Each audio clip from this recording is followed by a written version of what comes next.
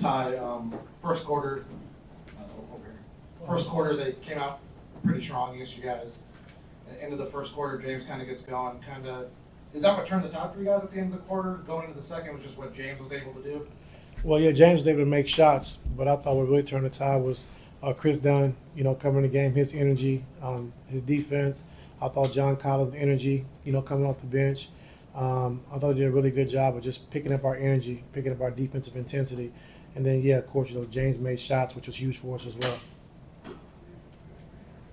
Coach, over here, you talked about mentality.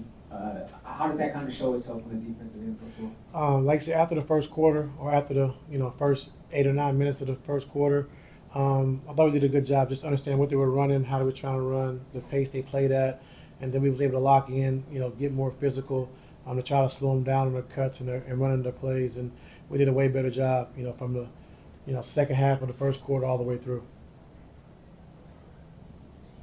What do you like about your starting lineup right now? It's a good fit. How did that fit do so well to begin that second half? Like they got out to a 10-0 run, and you said the other night in Utah before the game, you felt like guys are going to be able to score the basketball, and it's going to be about the defense. Why was the defense so much better to start the second half with those guys than it was to begin the game? Like I said, just seeing how a team plays, how fast they run, how fast they cut, and then what they're trying to do and how they're trying to exploit us. And so once we were able to lock into that and understand, what they were doing, I thought our guys did a really good job of adjusting. I thought JBG did a good job of adjusting our defense, as well to keep them off balance, and we was able to do that really well as well. So, every night's got to be a defensive mindset if we want to win games. Like I said, we'll be able to score, but we got to be able to stop people. And so it was good to see, our defense picked up, like I said, at the last 4 minutes of the first quarter all the way through. Coach, you were over here efficient from the charity stripe. You shot a lot of free throws, over 20. How important was that in turning the tide after that first quarter? It was huge, getting to the free throw line, slowing the game down so we can get our defense set. So it was huge to try to slow down their speed. And so, you got guys that can get to the free throw line and, you're able to set your defense. We are a way better team. James Harden was a bit more of a facilitator in the first game than he forces himself, especially early in this game. What kind of confidence does that give you when you kind of see both parts of this game flourish through the first two? It's good. Like I said, today, tonight we needed, every bit of it, especially 26 in the first half was huge. And then, coming out, like he said, like you want to get the other guys going, get other guys going, get them in a rhythm.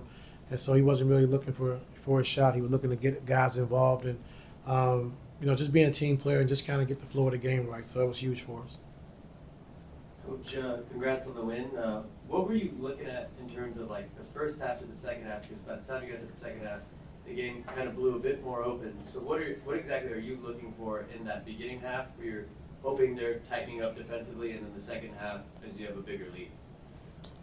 Just don't get bored with the game. We had to call a timeout, and we had 3 turnovers in a row, just getting cute. And so instead of running through the finish line, doing things the right way, like don't get cute. Just finish the game and play it the right way. But I did like our rotations. I was able to switch up our rotations from game 1 to now. And, just looking at different combinations of how we need to play. Is that something you see yourself still having to say to a team with veterans? Like, don't get cute? Or I said in the timeout, didn't work. Hey, Ty, with James, in that second quarter, you kind of was chirping a little bit there to kind of like lit a spark under him. Is he a guy that, after you see game 1 where he was more of a facilitator in this game, with him chirping and kind of lets him, like, bringing it at the defense, is he a guy that you ever have to kind of like, hey, I need you to, be in attack mode, or is that just him? He's always in attack mode, and so, when Brooks is talking stuff to him, like getting him going, like, he lives with it for those moments. And so we know, Dylan's a great defender, and so he wants that challenge every night, and James loves going against the best defenders, and so it was a good match for him tonight. Just to kind of follow up on that, when you see a guy like that who wants to instigate and get on your guys' skin, do you say anything? Just keep our composure, keep playing, and he looks for moments to get guys, try to fluster guys and rattle guys, but just keep our composure, keep playing, and you know, he's able to get him in foul trouble a little bit to kind of slow him down. Second straight game we haven't seen Bogey. Just what's behind his DMP so far? Our communication. Which has been, Our communication. so it's understood that he's just not going to play right now? Yes, sir. How did he receive that? He was great. Thank you. Todd, over here. Yannick, I know in limited minutes, especially in the preseason, but what have you seen from Yannick as he's developed from when he was drafted to summer league to preseason to now? Because he had a few good plays late in the game. Yeah, I mean, just understand the game, what we need him to do.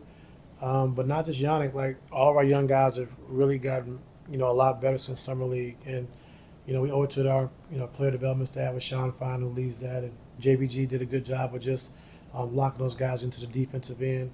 And so all of our young guys have gotten extremely better, you know. And so, you know, when you put that kind of work in, you see the results. I'm happy for those kids. My question about the older guys. You mentioned that don't get bored. Like, what's it like for you to coach a team with so many guys with so much experience? It's good. You know, a lot of times they think they know everything, but, you know, it is what it is. Ty, the other night on Wednesday night after the game, you said it was a lesson to be learned how that game started for you guys. You guys weren't ready for their speed, their cuts. Do you think your guys learned that lesson tonight? You know, I hope so. You know, I think the style of basketball has changed, you know, and so the way teams play, you know, with a lot of ghost screens, a lot of following the pass, slipping out, and you got to be physical and be on bodies in order to keep up because, like you said, we're not the fastest team in the world. So, you know, when guys are doing that, we got to keep bodies on guys and try and steer and nudge so we can get to our post. But the game is different, you know, so we got to be able to keep up with their speed. And the only way to do that, like I said, being physical and being on bodies. And, you know, goal screens, run outs, slip outs, shooting fives, 4 guys crashing the glass. Like, it's just all different now. So we got to keep up with the times. Thank you. Yeah.